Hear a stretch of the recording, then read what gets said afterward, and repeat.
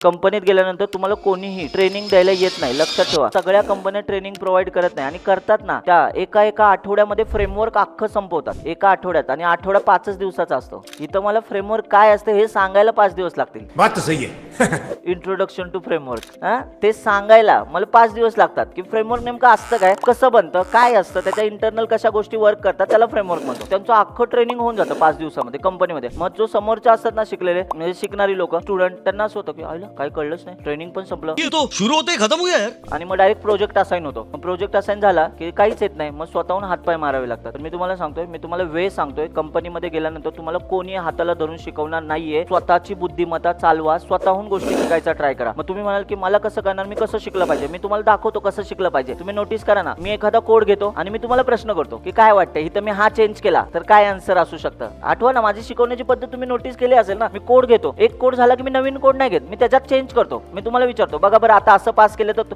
हेच प्रश्न तुम्हाला जर स्वतःहून पडले तर तुम्ही पुढचा कोड तुम्ही टाईप करू शकता की अरे मी असं करून बघितलं, आता मी थोडं असं करून बघतो, नेमकी कन्सेप्ट मला अजून चांगली कळेल. बाकी तर मी तुम्हाला वेळ सांगितलाय कसं शिकायचं, बाकी चॉईस तुमचा आहे. ठीक आहे.